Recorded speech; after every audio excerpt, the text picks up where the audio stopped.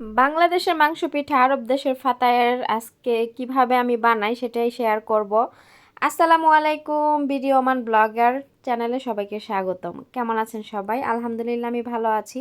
চলে আসলাম আপনাদের মাঝে আরও একটা নতুন ব্লগে। তো আজকে আমি ফাতায়ের বানাবো। আরব দেশে কিভাবে যে ফাতায়ের বানায় ময়দা দিয়ে, তো সেটাই আপনাদের সাথে আমি শেয়ার করব।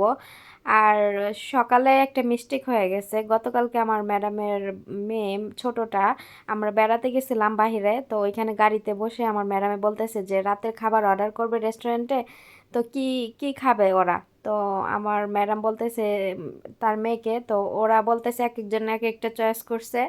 আমাকেও জিজ্ঞাসা করছে, আমিও একটা চয়েস করছি, মানে মেনু দেখে দেখে চয়েস করছি আর কি, যার যার মতো শেষে।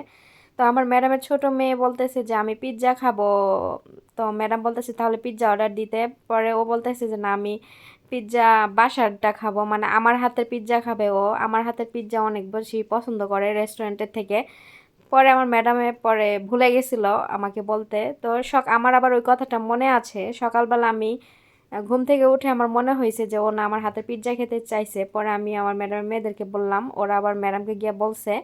বলার পরে ম্যাডাম জিজ্ঞাসা করছে যে পিৎজা বানানোতে যা যা লাগবে সব কিছু কি আছে কি না। পরে আমি বলছি আছে। তো আমার জানা মতে ফ্রিজে মজরেল্লা ছিল, কিন্তু মজরেল্লা ডেট যে এক্সপায়ার হয়ে গেছে সেটা আমি জানতাম না। পরে আমি যখন বের করি মজরেল্লা যে ডেট দেখার জন্য, আমি কিন্তু এই বাসায় প্রত্যেকটা জিনিস ডেট দেখে দেখে ব্যবহার করি। কেননা আরব দেশের মানুষে অনেক জিনিস কেনাকাটা করে রাখে, মানে রান্নাঘরে, মানে একটা দোকানের মতো জিনিস রান্নাঘরেই থাকে। আমি ওইখান থেকে জিনিস যখন যেটা রান্না করি আমি ডেট দেখে দেখে আমি রান্না করি। তো আমি মজরেলা বের করছি, বের করে দেখি যে ওটা ডেট এক্সপায়ার হয়ে গেছে আর 2 মাস আগে। পরে ম্যাডাম তখন রুমে ছিল, বাচ্চাকে ঘুম পাড়াচ্ছিল। পরে আমি গিয়ে ম্যাডামের মেয়েদেরকে বললাম যে মজরেলা তো ডেট এক্সপায়ার হয়ে গেছে। পরে ওরা দেখলো, দেখা বলে যে হ্যাঁ সত্যি তো। তারপরে ম্যাডামকে বলছে। পরে ম্যাডামে আর বাহিরে যাবে না ওই সময়। আবার যে আমার কফিলকে বলবে যে মজারেলা আনতে, উনি আবার বললে হয়তো রেগে যাবে, এর জন্য ম্যাডামে ওনাকে বলতে চায় নাই। তারপরে ম্যাডামে পরে পিৎজার ইটা চেঞ্জ করে ফেলছে উনি। পরে এই যে ফাতায়ারটাই বানাইতে বলছে। ফাতায়ার বানাইতে তো আর মজারেলা লাগে না। পরে আমি কি করছি, ব্লগের যে এন্ট্রিটা শুরু করছিলাম যে আমি আজকে মিনি পিৎজা বানাবো। তারপরে আবার ওই কথাগুলো হাইড করে দিতে হয়েছে, কেননা পিৎজা যেহেতু বানাবো না, ওই কথাগুলো আবার থাকলে পিৎজা আমি শুরু করছি পিৎজা বানাবো এটা দিয়ে, আবার যদি দেখে যে ফাতায়ের, তাহলে মানুষ আমাকে কমেন্ট করবে কি ব্যাপার, আপনি শুরুর থেকে বললেন একটা আর দেখাইলেন আরেকটা। তো এই জন্য আবার ভয়েসগুলা আর নতুন করে রেকর্ডিং করতে হচ্ছে। আর ওই দেখেন আমার পাশেই ফয়সাল বসে বসে মালটা খাচ্ছিল, ওইটাই ফয়সালের জায়গা। আর ফয়সালের যে মাথার পেছনে দেয়ালের সাথে কিন্তু এসি লাগানো আছে, ওই জায়গাটাতে বসে এসির বাতাস সোজাসুজি ফয়সালের মাথা পর্যন্ত লাগে। মানে এসির সব বাতাস ফয়সালের শরীরে লাগে, মোট কথা আমার শরীরে আসে না। তো ওখানেই বসে থাকে, ওখান থেকে সরে বসতে বললে আর বসবে না। আর ওখান থেকে সরে বসার আর কোনো জায়গাও নাই। ওখানে বসে বসে আমি যে রান্না বান্না করি সেগুলো ও বসে বসে দেখতে পছন্দ করে, এর জন্য আমি ওইখানেই বসার জন্য জায়গা করে দিই। আজকে বানাইতে চাইলাম একটা আর বানাচ্ছি আরেকটা। তো সকালবেলায় আমি জিজ্ঞাসা করছিলাম, কেননা পিৎজা কিংবা ফাতায়ের এগুলো বানাইতে গেলে মুরগির মাংস প্রসেসিং করতে হয়, আটা প্রসেসিং করতে হয়, আবার এগুলো বানাইতে হয়, আবার ফ্রাই করতে ভাজতে হয়, এগুলো মানে অনেক ঝামেলা। তো বিকালবেলা যদি বলে তাহলে আমার বিকালে অনেক বেশি প্রেশার পড়ে যায়, এর জন্য আমি সকালে জিজ্ঞাসা করছিলাম। পরে যাই হোক, পিৎজা আর বানানো হলো না, বানাচ্ছি ফাতায়ের। তো এখানে আমি দুপুরে রান্না বান্নার সাথে মুরগিটাও আমি করে নিচ্ছি, মানে সিদ্ধ করে ভুনা করে রেখে দিব। মানে বিকালবেলা শুধু আটাটা রেডি করে আমি বানাবো, ফাতায়ের খালি বানাবো আর ভাজবো। তো আজকে ফাতায়ের বানাইতে গিয়ে মনে করেন সকালে এক ঝামেলা হয়েছে, পিৎজা বানাইতে গিয়ে ফাতায়ের বানাইলাম। তারপরে আবার বিকেল আর এক ঝামেলা হয়েছে যে আমাদের যে এই ওভেনগুলা, চুলার ভিতরে কিন্তু ওভেন সিস্টেম আছে। তো ওইখানে যে নিচে যে আগুন জ্বালায় ওইখানে আগুন জ্বলে না, ওইটা নষ্ট হয়ে গেছে। মানে চাপ দিয়া ধরে রাখলে চাবিটা চুলার, ওইটা আগুন জ্বলে থাকে, আর ছেড়ে দিলে আগুন বন্ধ হয়ে যায়। তো এরকম আমি 5 মিনিটের মতো ওইটা নিয়ে মনে করেন যে ধস্তাধস্তি করলাম, কোনো কাজে আসলো না। তারপরে শেষে কি করব, পরে ভাবলাম যে জিনিসগুলো এগুলো বানাইছি ওরা তো আবার ডুবা তেলে ভাজা, আমরা যেমন দেশে পিঠা বানালে ডুবা তেলে ভাজি না, ওরা ওইভাবে ওরকম ডুবা তেলে ভাজা খায় না, কেননা ওই তেলে চুপচুপ করে ওরা ওগুলা খাবে না। পরে আমার মনে হলো যে আল্লাহ, আমার বাসায় তো এয়ার ফ্রায়ার আছে, তো এয়ার ফ্রায়ারেই ফ্রাই করি, কারণ আমি কখনো এয়ার ফ্রায়ারে এটা করি নাই, কেননা করলে মনে করেন যে আহ, আহ, কেমন হয় সেটাও আমি জানি না। তারপরে ভাবলাম যে না, এখানেই করি, অনেককে দেখি অনলাইনে এয়ার ফ্রায়ারে অনেক কিছু করে, তাই আমি এখানে ফ্রাই করি। তো এয়ার ফ্রায়ারটা তো ছোট ছিল, ওইখানে পাঁচটা পাঁচটা দিয়ে দিয়ে আমার অনেক সময় লাগছে ওগুলো ফ্রাই করতে। আর এখানে আমি মুরগি সিদ্ধ দিয়ে দিছিলাম, তো সিদ্ধ করে একদম হাড়ের থেকে মাংসগুলো ছাড়াইয়া নিয়েছি। এখন এই যে মুরগি যে রান্না করতেছি, এই রান্না এখন বসাই দিব। এই যে এখন মাংসটা কষায় রাখলে বিকালবেলা শুধু আমি বানায় ফেলবো, তাড়াতাড়ি ঝটফট হয়ে যাবে। আর নাইলে এই মাংসটা বিকালবেলা রেডি করতে গেলে মনে করেন যে আবার আটা মাটা এগুলো দিয়ে বানাইতে গেলে আমার অনেক বেশি মানে হয়ে যায়, প্রেশার পড়ে যায়। এর জন্য আমি এইসব কাজগুলো আমি অর্ধেক সকালেই গুছাই রাখি, যাতে করে আমার বিকেলে অনেক প্রেশারটা না পড়ে, যেহেতু আমার একা হাতে এই সব কাজ সামলাতে হয়। এবার বাংলাদেশ থেকে আসার পরে আমার ম্যাডামরা বুঝতে পারছে যে আমি যদিও 1 মাস বাংলাদেশে ছিলাম, 1 মাসে তারা অনেক বুঝতে পারছে, কেননা 1 মাসে আমাকে যে যে টাকা স্যালারি তারা দেয় তার চেয়ে ডাবল টাকা ওনাদের খাবারের খরচ আর বাহিরে কাপড় চোপড় আয়রন করা এগুলার খরচে চলে গেছে। আমার মনে করেন 2 মাসের স্যালারি ওনাদের 1 মাসে খরচে চলে গেছে খাবার আর এই কাপড় চোপড় আয়রন করার পিছনে।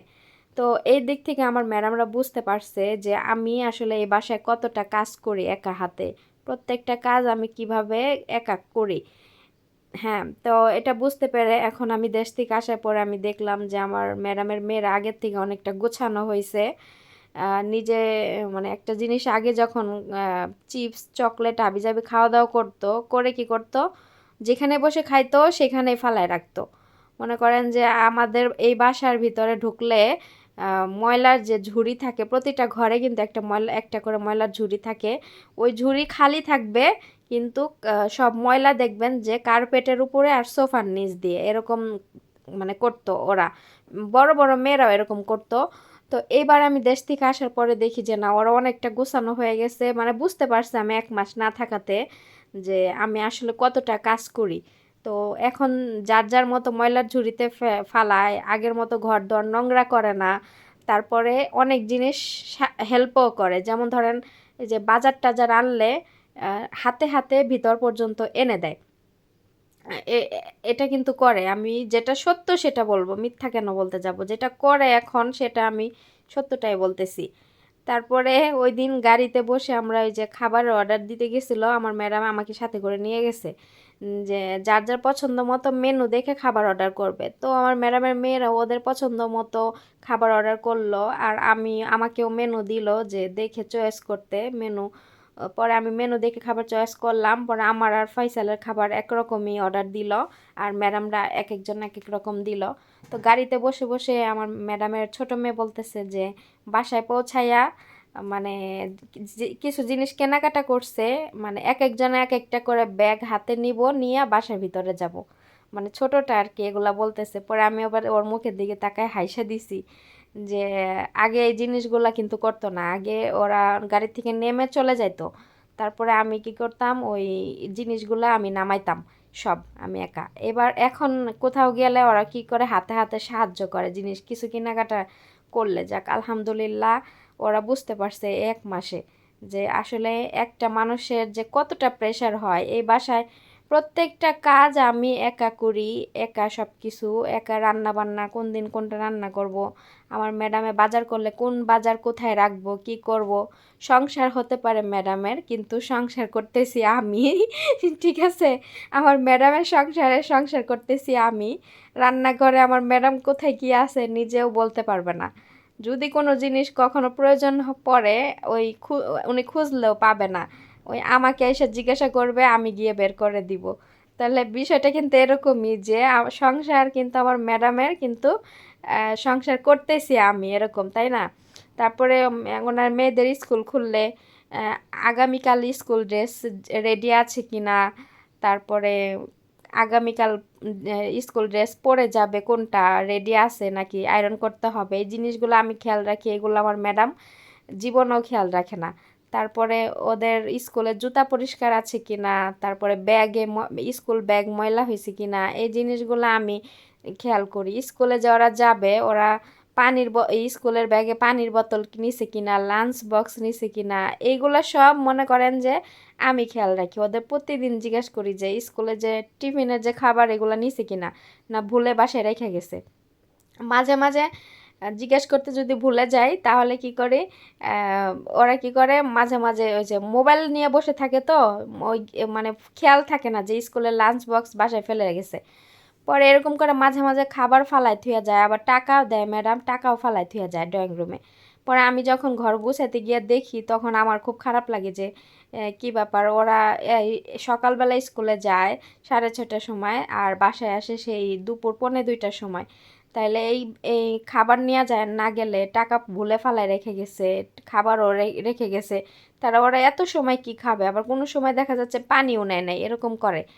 তো এজন্য আমি প্রতিদিন ওদেরকে জিজ্ঞাসা করি যে সব কিছু নিছি কিনা, ঠিক আছে কিনা, চেক করে দেখতে বলি। তো ওরা যখন এই জিনিসগুলো ফেলে যায় না, আমি কি করি, আমার ম্যাডামের সাথে সাথে মেসেজ করি যে ম্যাডাম, ওনার মেয়েরা এগুলো নেয় নাই, ওরা স্কুলে কি খাইবো, এরকম আমি ভয়েস দিয়ে বলি। আমার ম্যাডাম কি করে, বাসায় আসে, আইসা তারপর ওদের ওই খাবার যেগুলো ফালায় রেখে গেছে ওগুলা নিয়ে যায়, নইলে আমার ম্যাডামই স্কুলে গিয়া খাবার কিনা নিয়ে, নইলে টাকা দিয়া আসে। তারপরে বাসায় আইসা ওরা এই জিনিসগুলা আমাকে মানে প্রশংসা করে যে আমি কতটা দায়িত্বশীল একজন মানুষ, যে সব কিছু খেয়াল রাখি। আমি চাইলে কিন্তু নাও বলতে পারতাম যে খাবার ফালাই রেখে গেছে, কিংবা পানির বোতল নেয় নাই, এটা আমার কি, ওদের নেয় নাই এটা আমার কি, এটা কিন্তু আমি চাইলে ভাবতে পারতাম, কিন্তু আমি এটা করি না। আমি সাথে সাথে আমার ম্যাডামকে ওই যে ভয়েস দিয়ে, হোয়াটসঅ্যাপে ভয়েস দিয়ে বলি যে ম্যাডাম, আপনার মেয়ে তেফ কিংবা রাহাব কিংবা নফ এগুলা নেয় নাই, ফালাই রেখে গেছে, ওরা কি খাবে এই দুপুর পর্যন্ত, পানি খাবে, পানিও নেয় নাই, এরকম বলি। তখন আমার ম্যাডামে এগুলা শুনলে অনেক খুশি হয়। ঠিক আছে, তো যাই হোক, আলহামদুলিল্লাহ সব কিছুর জন্য। তো এখানে আমি আপনাদের সাথে কথা বলতে বলতে আমি এই যে ফাতায়ের জন্য ছোট ছোট রুটি আমি বেলে নিচ্ছি, একসাথে অনেকগুলা রুটি, সবগুলা রুটি আগে বেলে নিব, তারপরে খালি ফাতায়েরগুলা চাপ দিয়ে দিয়ে বানাবো, খুব দ্রুত হয়ে যাবে। তো এখানে যে আমি একটা ডিজাইনেরই আনিছি, এটাকে বলে রেডিমেড ডিজাইন, যেটাকে আমার হাতে কোনো কিছু করতে হবে না, রেডিমেড ডিজাইন। তো এই তো এইভাবে দিয়ে চাপ দিলেই একদম এই যে সমোসার আকৃতি করে ফাতায়ের হয়ে গেল।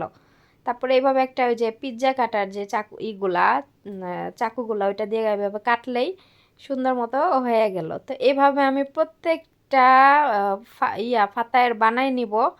বানাই নেওয়ার পরে তারপরে আমি এগুলাকে ফ্রাই করব, মানে এক এক করে সব কিছুই করে নিচ্ছি।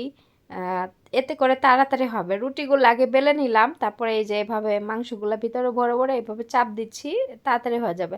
আর ওইদিকে ফয়সাল তো মনে করেন যে আমার পেছনে আইসা আইসা খালি দাঁড়ায় রইছে। ও মানে এই যে মুরগির মাংস ভুনা করছি না, ও এটা খাইবো, এর জন্য দাঁড়ায় রইছে। যেই পর্যন্ত ওরে না দিব এ পর্যন্ত পিছন থেকে সরবে না। পরে আমি ওরে অবশ্য একটা বাটির ভিতরে দিছিলাম যে ও খাবে, না খাওয়া পর্যন্ত সরবে না। তো ও খেয়ে শান্ত হোক। পরে দিছি, পরে বসে বসে খাইছে। তারপরে এই তো এই যে ডিজাইনটা দিয়ে বানাইতে অনেক সহজ হয়, আর তাড়াতাড়ি হয়। আগে আমি হাত দিয়ে বানাইতাম, পরে আমার ম্যাডাম এই ডিজাইন নিয়ে আসছে 3টা, একটা একদম ছোট, আর এটা হচ্ছে মাঝারি সাইজেরটা, আর একটা আছে অনেক বড়, এটা দিয়ে বানাইলে আবার অনেক বড় বড় হয়, এত বড় আবার দেখতে সুন্দর লাগে না। আবার এত ছোটটা দিয়ে বানাইতে গেলে অনেক সময় লাগবে, এর জন্য আমি এটা দিয়ে বানাই, এটা দেখতে অনেক পারফেক্ট হয়, সাইজটাও আবার দেখতেও সুন্দর হয় এই মাঝারি সাইজেরটা। তো এই তো আমি এই যে বানাইতেছিলাম একা একা, এসি ছেড়ে দিয়েছিলাম রান্নাঘরে, কারণ এখন কিন্তু বিকালবেলা। তো বিকালবেলাও মনে করেন রান্নাঘরে যে মানে থাকা যাচ্ছে না, এত গরম। বিকালবেলা আরও বেশি তাপমাত্রা পড়ে এখন এইখানে, 37 38 ডিগ্রি চলে যায়, এরকম অবস্থায় বিকালবেলাও। আমার একটা কথা বুঝে আসে না যে এই মানুষগুলো আসলে কোত্থেকে আসে, এদের আসলে কোথায় এরা বসবাস করে, এরা আসলে মানে কি বলতে চায়, কি চায় আমার বোঝায় আসে না। যেমন ধরেন গতকাল আমার ভিডিওতে একটা কমেন্ট আসছে যে আল্লাহ কি আপনাকে বলছে যে এত দূরে গিয়ে পর পুরুষকে রান্না করে খাওয়াইতে? ভাই, এখন আমার মতো যারা আরো প্রবাসে আছেন, এখন আমি বলি, যে আপুটা এই কমেন্টটা করছেন, ঠিক আছে, তার উদ্দেশ্যে বলি, আপনার বাপ দাদার যদি এত জমিদারি থাকে তাহলে আমরা যারা প্রবাসী মেয়েরা আছি না, এদের সবার দায়িত্ব নেন। ঠিক আছে, আপনার বাপ দাদার 14 গোষ্ঠী নিয়ে না আমাদের প্রবাসীর দায়িত্ব, প্রবাসী মেয়েদের দায়িত্ব নেন, যাতে আপনার বাপ দাদারা প্রতি মাসে আমাদের ভরণ পোষণ ইভেন আমাদের ফ্যামিলির ভরণ পোষণের দায়িত্ব নেয়, যাতে করে আমাদের এই এত দূরে আইসা মনে করেন যে পরপুরুষকে রান্না করে যাতে খাওয়াইতে না হয়। কত বড় হচ্ছে নেগেটিভ মাইন্ডের মানুষ হইলে এই ধরনের কমেন্ট করতে পারে যে আল্লাহ কি আমাদেরকে বলে দিছে যে বিদেশে এসে পরপুরুষকে রান্না করে খাওয়াইতে? এই পরপুরুষ কোথায় পেলেন আপনি? এখানে আমি একটা ফ্যামিলিতে কাজ করি, এখানে মহিলা, আমার ম্যাডাম একজন মহিলা মানুষ, তার বাচ্চা আছে, তার 3টা মেয়ে, মাশাআল্লাহ 2টা ছেলে, তার হাজব্যান্ড আছে। ভাই তোরা যে মানে এরকম কমেন্ট করস, ঠিক আছে, তোরা যে এই যে বাংলাদেশে থাইকা বাসার থেকে বের হলে যে তোরা যে পরপুরুষের মুখগুলা দেখস না, আমরা যে বিদেশে কাজ করি না, আমরা এই পরপুরুষের মুখ আমরা দেখতে পারি না, বুঝছস? তো এই ধরনের কমেন্ট করার আগে আমাদের দায়িত্বগুলো তোরা নে, তারপরে হচ্ছে আমাদের দায়িত্ব, আমাদের পরিবারের প্রতি যে আমরা দায়িত্বগুলো পালন করি এগুলা তোরা নেওয়ার পরে তারপরে হচ্ছে আমরা সবাই সব প্রবাসী মেয়েরা প্রবাস ছাইড়া দিমু, বুঝছস? এগুলারে মনে করেন যে এরা হচ্ছে কি ধরনের মূর্খ কোয়ালিটির মানুষ যে এই ধরনের কমেন্ট করে আইসা। আপনারা আমাকে বলেন যে এই ধরনের কমেন্টে উত্তর দিবেন না, তাহলে কি এই ধরনের কমেন্ট যদি সামনে পড়ে উত্তর না দিয়ে পারা যায় বলেন তো? কি ধরনের কথা বলে যে আল্লাহ কি আমাদের বলে দিছে? ভাই আল্লাহ কি আমাদেরকে বলে দিছে যে আরেকজনের ইসা কমেন্টে আইসা এরকম চুলকানিমূলক কমেন্ট করতে? ভাই আপনি এত হুজুর নিয়ে আপনি কেন ইউটিউবে ঘুরেন বুঝি না। আপনি এত হাফেজি আপা, আপনি কেন ইউটিউবে ঘুরেন? আপনি তো ঘরে বয়ে বা তাসবি পড়বেন, নামাজ পড়বেন, যায় নামাজ নিয়ে বসে থাকবেন, কিংবা আপনার স্বামীর সন্তানের যত্ন নেবেন। আপনি কেন ইউটিউবে পরপুরুষের মুখ দেখতে আসেন? আমরা তো হচ্ছে গুনাহ করতেছি, আমাদেরকে কেন আপনারা দেখতে আসেন? আমার বুঝে আসে না। তো যাই হোক, এইসব হচ্ছে মূর্খদের নিয়ে কথা বলে, আমি তো মূর্খ ঠিক আছে, এগুলো আমার থেকে বেশি মূর্খ, চরম মূর্খ। কেননা আমি মূর্খ হইলেও আমি একটা হচ্ছে আমার কাজের পাশাপাশি আমি একটা মানে ভালো একটা কাজ করতেছি। আমার দিন, আমি সারাদিন কি করে আমার জিনিসগুলো তুলে ধরতেছি, কিন্তু এগুলা তো কোনো যোগ্যতা নাই, কোনো কিছু পারে না, আসে খালি মানুষের কমেন্ট বক্সে কুডনামি নিয়া, বুঝছেন? এগুলার জীবনটাই গেছে কুডনামি নিয়া, জীবনে কোনো কিছু করতে পারে নাই, না পারছে বাপ মারে মনে করেন যে হেল্প করতে, না পারছে নিজেকে কিছু মানে প্রুফ করতে যে আমার ভিতরে এই যোগ্যতা আছে। এর জন্য মানুষকে দেখে এরা জ্বলে পুড়ে মনে করেন ছারখার হয়ে যায়, এই জন্য এমন কমেন্ট করে। এই আমার ভালোবাসার যে আপুরা আন্টিরা আছেন তারা আমাকে কিছু বলবেন না, আপনারা বলেন যে এইসব কমেন্টের রিপ্লাই না দিতে, কিন্তু এইসব কমেন্টের রিপ্লাই দেওয়া উচিত। কেননা এদের রিপ্লাই না দিলে এদের মুখ না আরও বেশি বড় হয়ে যায়, এদের এদের হচ্ছে মুখ হচ্ছে আরও বেশি চলবে। এগুলার রিপ্লাই দিয়ে একদম জনসম্মুখে প্রকাশ করা ভালো এদের এই যে এই কুকীর্তিগুলা, ঠিক আছে? তো এইখানে আমি বিকেলবেলা সব কাজ শেষ করে এখন এই যে বাইরে উঠানে যে কাপড় চোপড়গুলা ছিল এগুলা আমি উঠাচ্ছি। তো এগুলো উঠাইয়া তারপর গুছাইলেই আজকের মতো কাজ শেষ। তো ভিডিওটাও শেষ। সবাই ভালো থাকবেন, সুস্থ থাকবেন। আল্লাহ হাফেজ।